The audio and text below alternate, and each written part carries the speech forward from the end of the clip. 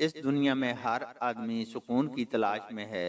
کوئی جنگل بیابان کا رخ کرتا ہے، کوئی نیند کی گولیوں کا سہارا لیتا ہے، کوئی موسیقی میں سکون تلاش کرتا ہے، کوئی قدرتی مناظر میں سکون ڈھونڈتا ہے۔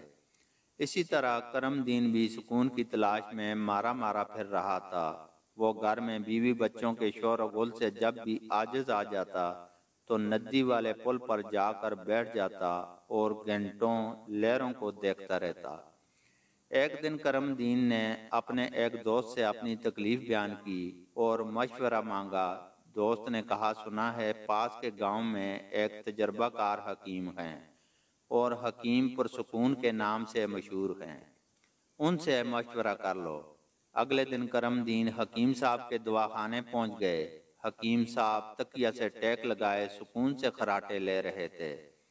کرم دین کے کھانسنے کی آواز سے چونک کر آنکھیں کھولیں اور اسی انداز میں لیٹے لیٹے کرم دین کی نبض دیکھ کر بولے، سکون چاہتے ہو؟ جی سرکار، کرم دین بولا۔ کتنا؟ جی بہت سا، یعنی مکمل۔ تو پھر 4 لوگوں کو لے آؤ۔ وہ کیوں جناب حکیم صاحب؟ اب پورا سکون تو قبرستان میں ہی مل سکتا ہے۔ کرم دین، نہیں جناب، اتنا نہیں، بس میں گھر میں بیوی بچوں کے غل غپارے سے پریشان ہوں، 1 منٹ سکون سے نہیں گزرتا۔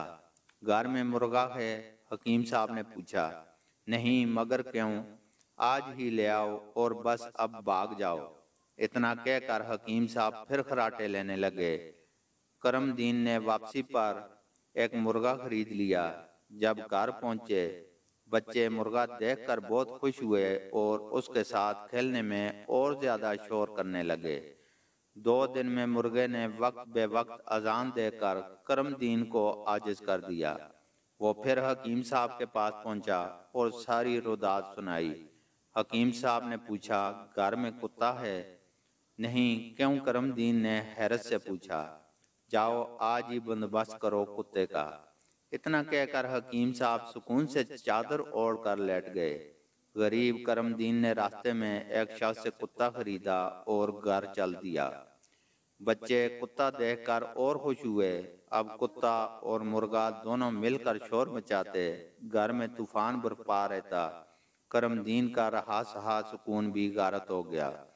بیچارہ پھر حکیم صاحب کے پاس حاضر ہوا اور رو رو کر اپنی آپ بیتی سنائی۔ حکیم صاحب بولے، گھر میں گدھا ہے؟ کرم دین نے کہا، نہیں۔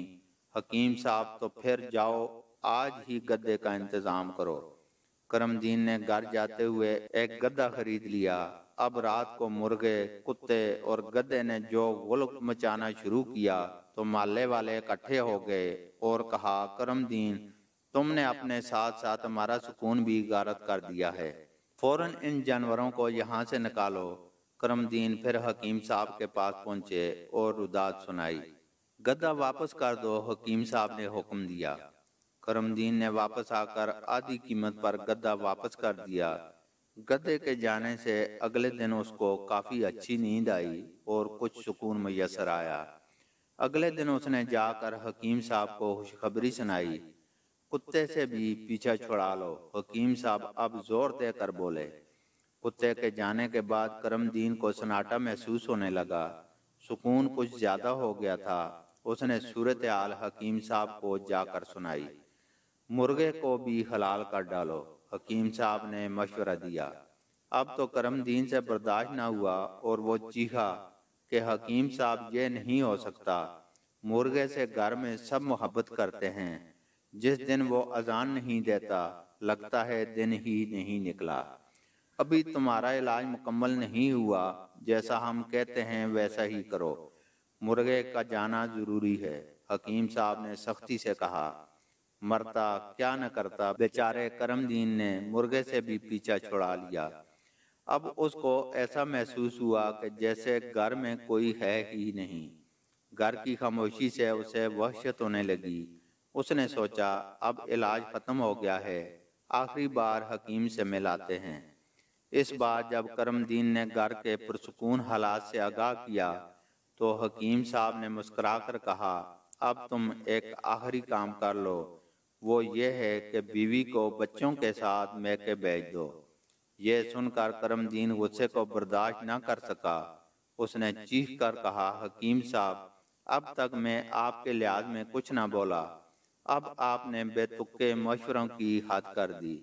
میں ہرگز اپنے بچوں کے بغیر نہیں رہ سکتا، سارا سکون اور خوشیاں تو انہی کے دم سے ہیں۔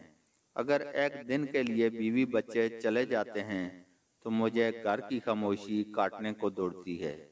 اب میرے گھر میں مکمل سکون ہے، اب میں آپ کے کسی مشورے پر عمل نہیں کروں گا۔ یہ سن کر حکیم صاحب نے کرم دین کو پاس آنے کا اشارہ کیا، پھر اس کے سر پر ہاتھ پھیر کر کہا، کرم دین، یہ تمام باتیں تمہارے علاج کا حصہ تھیں۔ تمہیں اس حقیقت کا احساس ہی نہیں تھا کہ سکون انسان کے اندر ہوتا ہے۔ وہ یہ سمجھتا ہے کہ وہ بہت زیادہ پریشان ہے، حالانکہ اگر انہی حالات میں 2-3 ذمہ داریاں اس کے اوپر اور آ جائیں تو وہ پہلے والے وقت کو سنہرا سمجھتا ہے۔